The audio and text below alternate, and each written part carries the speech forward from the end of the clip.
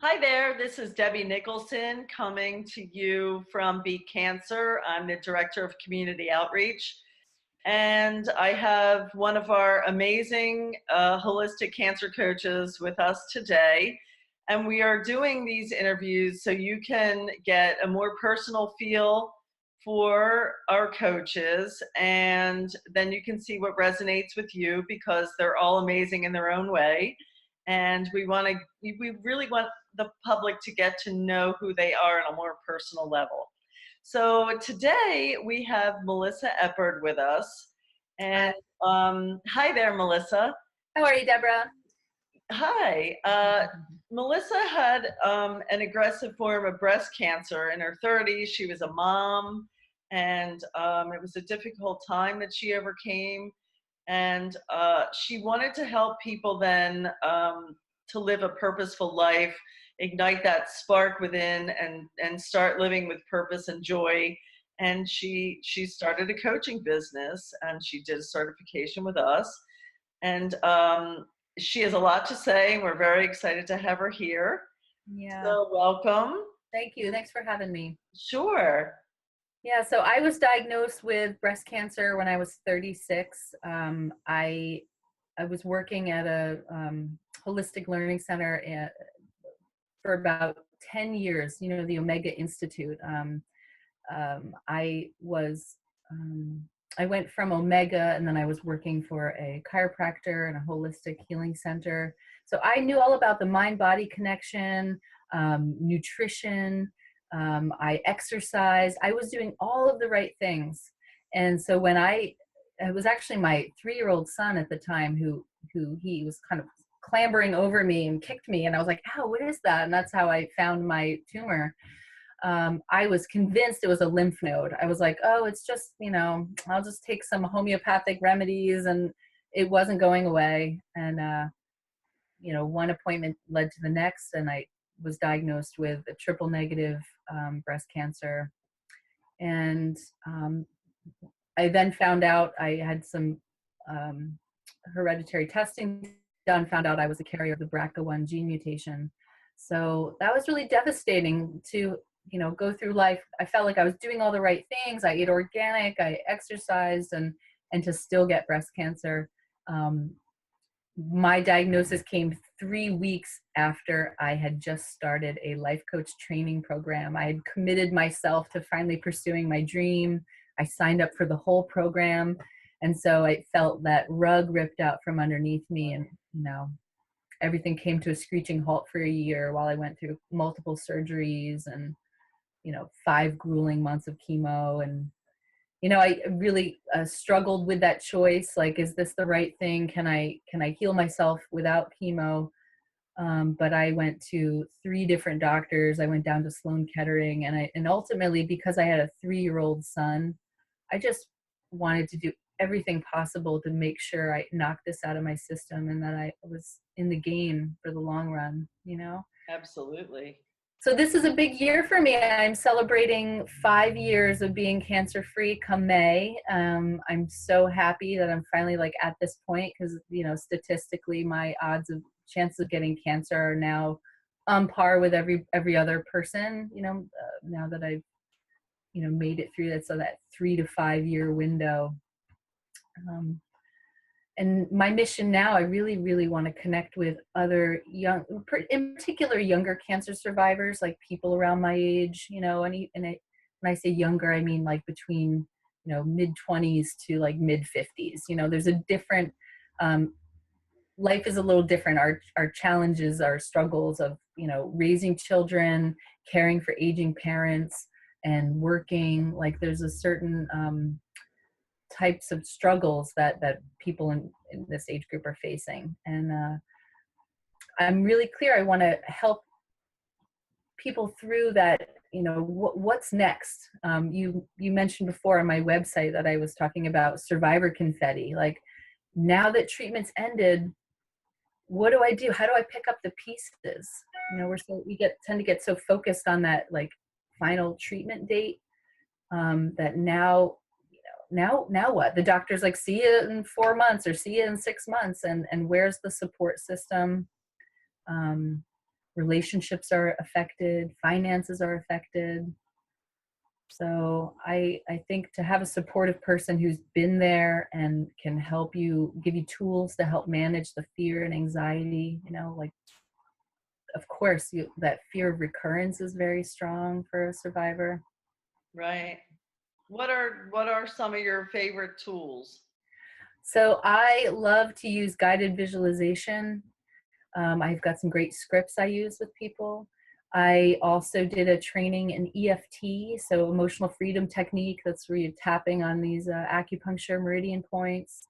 And, you start in a very general way, some general statements, and then you tailor. So you're saying these statements as you tap through these points. And it's so powerful. I see a transformation with every person I do this with, where you ask somebody on a scale of 0 to 10, 10 being the most charged about this topic. You ask people to rate how they're feeling about it right in that moment. And then you check that number at the end, and you see these numbers come down. That's why we do that test, because tapping is so effective that if we didn't write down that number in the beginning, you might think like, you'll feel so cleared at the end that you think it wasn't even a problem. Like, I didn't feel stressed about that.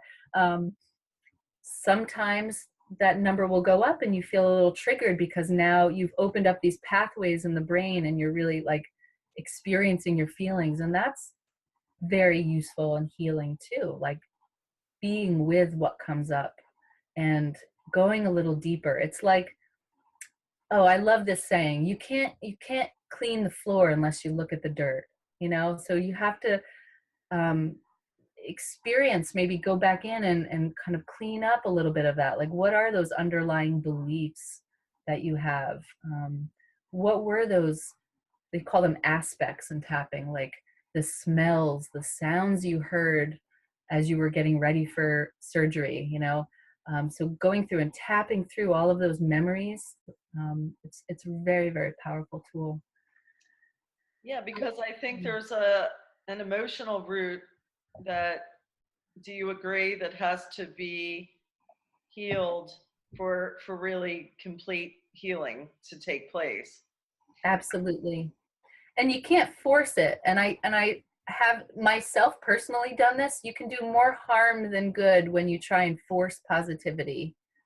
When you're like, I'm just gonna think happy thoughts, and like, I'm gonna follow like some inspirational Instagram feed, and it's like, but wait a second, you're not honoring the feelings that are still really there. It's like putting like a blanket over it, but it's still there. And just because it's like when you're scared or anxious, depressed, like it's it's maybe uncomfortable, and I understand. I used to be that person. I just would want to shove things down in my mental filing cabinet and not deal with it, but it will surely rear its ugly head at some point, and it's usually like with a big blah. So if you have tools to process through and deal with it as it comes up, and you can still hold yourself gently as they surface, like that's so valuable for any person, even, if you've never had your life touched with cancer, for anyone.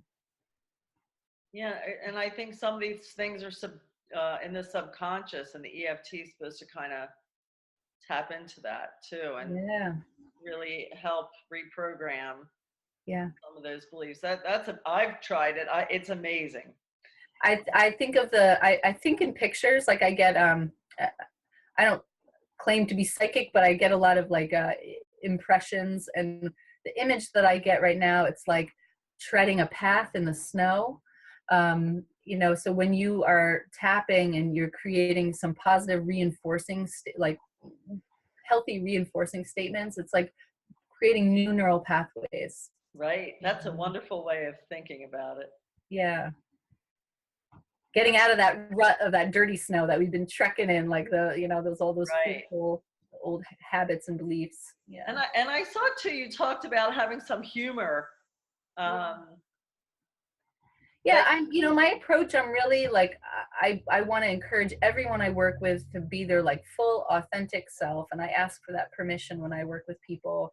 Like I just want it to feel very friendly and natural, and for everybody to feel permission to just be themselves, like whatever's here, using whatever language is natural. And like humor was a good tool for me in healing through and surviving cancer. And play too. I mean, having a little kid, my son was then 4 as I was going through treatment, he like really, he was a real teacher for me. I mean, helping me stay in the moment and just dropping into his world, you know. Right. Kids are great teachers like that, Yeah, aren't they? yeah. Right. We forget that. We stop playing, we stop laughing. Um, Kids aren't duty driven like adults are. Yes, yeah. I So know yeah, that's great. it's easy to get into this like pass or fail mentality, and everything's black or white, and I'm doing it or I'm not. And it's like usually there's a whole 360 panorama of like shades and variations. And if you don't do one thing, it's because you did something else was a priority.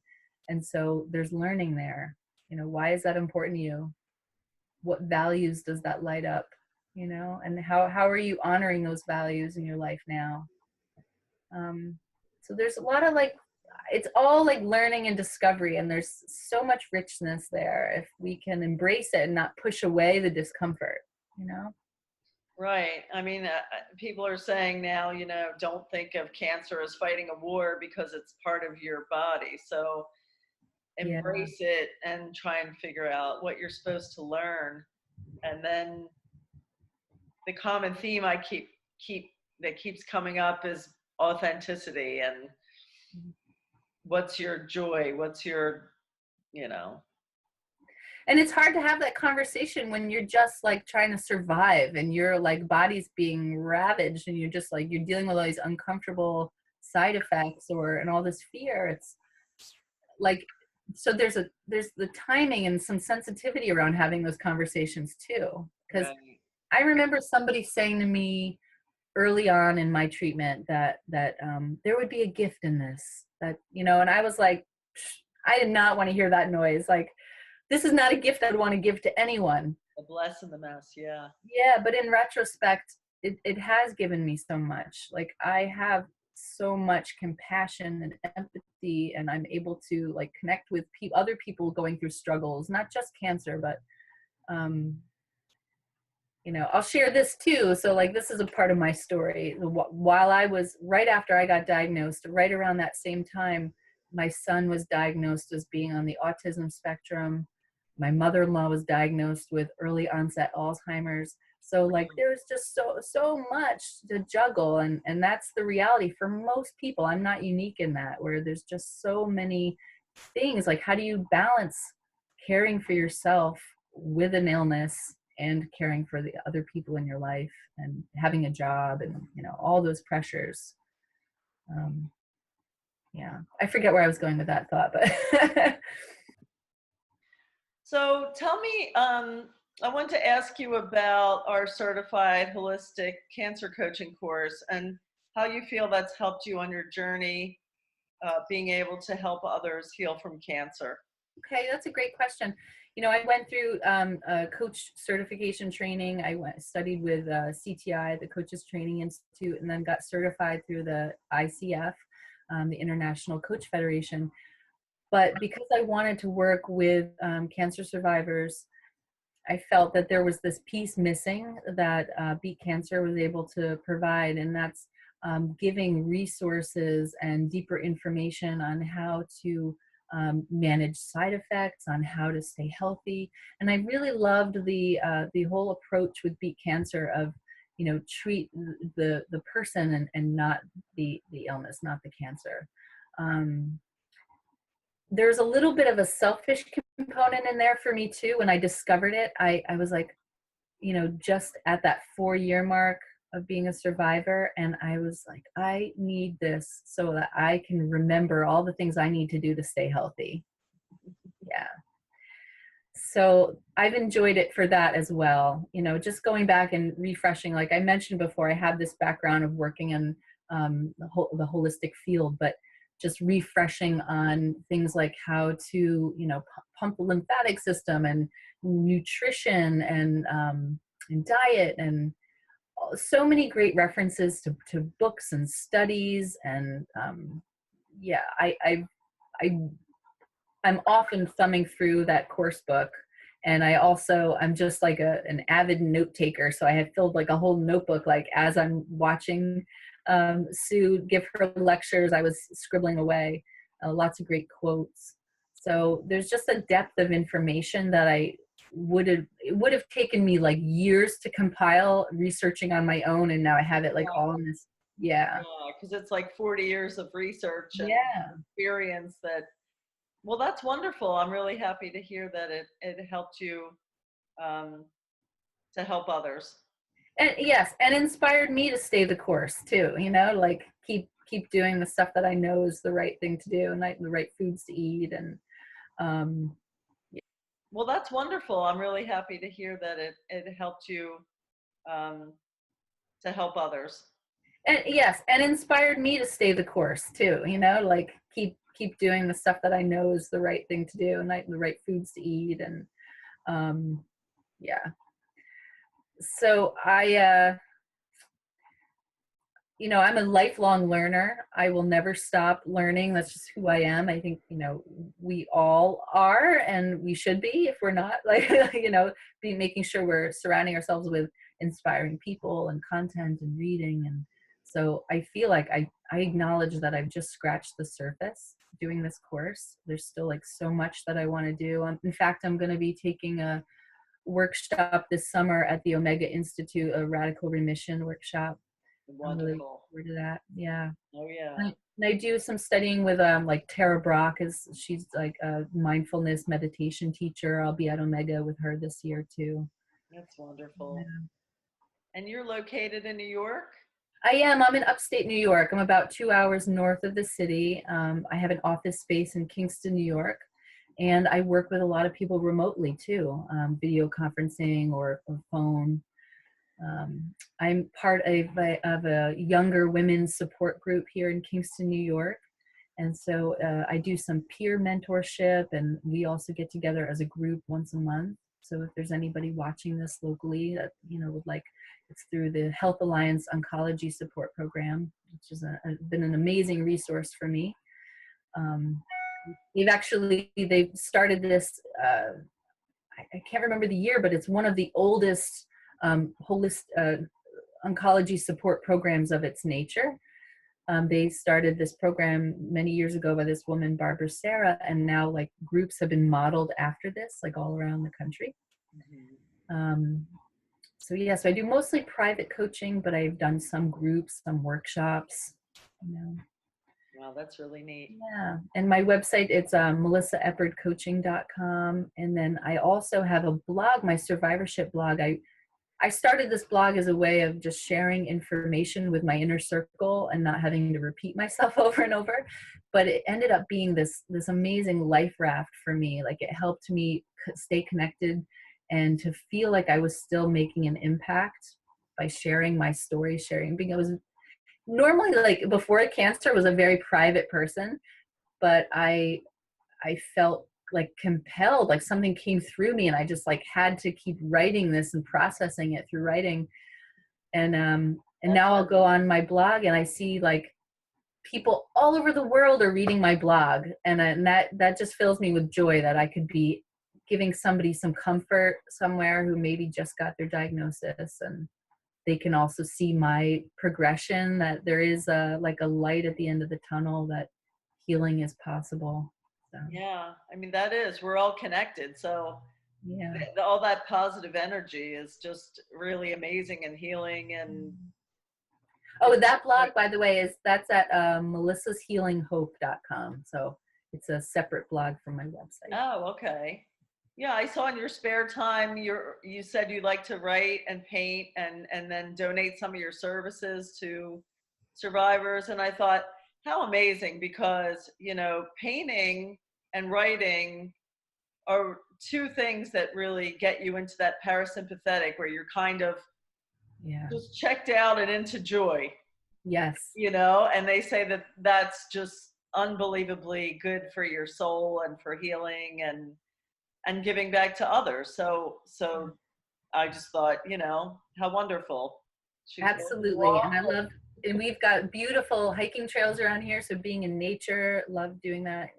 My son's a very creative little guy. And so being outside with him or making art with him, it's just how I love to spend my time. And Right. when I'm not coaching, the coaching fills me up too. Like having a work that's very purpose driven, mission driven. I feel like I'm giving back because although I was immersed in these fields before, it was very admin heavy and like I'm good at that stuff, but Wow. I don't love it. Like just I realized I was missing that one-on-one connection, like being face to face with people. Right. You know, it's interesting. I just interviewed Dr. Bernie Siegel not too long ago. Oh yeah. He was talking about that human connection, and he was talking about the incidence of, I guess, uh, death in doctors, especially anesthesiologists, because you get into it to connect with patients, and you're just putting people to sleep. Wow, So that's the more you're fascinating. connecting with people, um, the better. That's where we're in our joy, and Yeah. I just thought that was interesting. I know. It's like, I know I'm getting an image of trees. Like, you don't want to be like the lonely tree in the field. Like, you need that interaction and that, your leaves are touching and you can. Right, right, right. That's great. I love it. That's really great. When you hear the same themes coming up over and over, you just start hearing what works, Yeah. you know, and you found what works, and these are the things that you're doing. So I like to pass them along to give people hope and, and a path, Yeah. like you were saying, to find that joy and purpose. Yeah. One of my mentors, her phrase she always says is like, together we heal. And it's so true.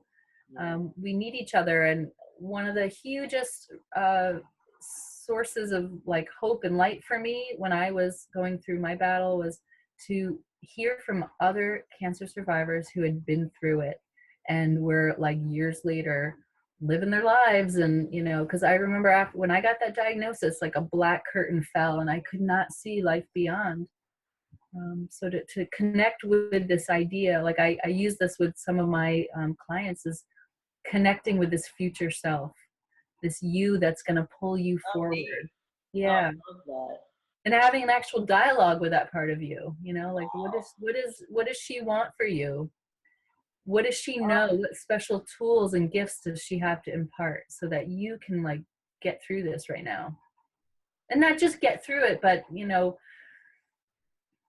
come through it like strong and feeling empowered. And yeah. yeah. Who are you going to be when the confetti settles? And Yeah.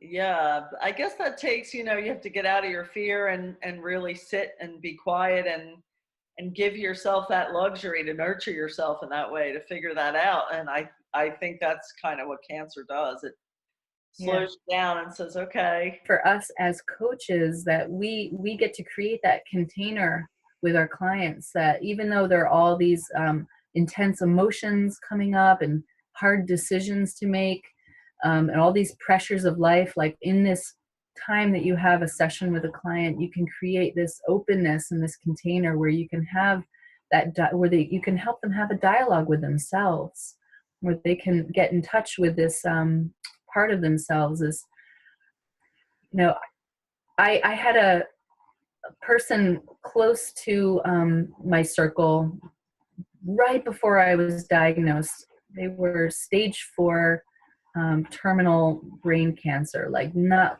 long to live. And at that time, before my life had been touched by cancer, I didn't know what to say to them. I was so scared for them. And then having this training and going through my own cancer experience, I realized something, that every person, no matter where they are in their lives and no matter what's going on, every single person is naturally creative, resourceful, and whole. So like that was a huge paradigm shift in my thinking, that like even though you could be stage 4, you could be at the very end of your life and still have this wholeness. Um, I don't know, the clouds parted for me when I realize that. Right. I can hold my clients in that space of their own wholeness, so that they can, come into contact with their own wisdom. That's just a Yeah. wonderful message. You get it, Melissa. There's the You get gift. it, you got it, and you're passing it on. Thank you for being one of our wonderful coaches in our coaching family. We're just honored to have you, and we just thank you for helping others. And tell everybody again they can find you. I know your blog.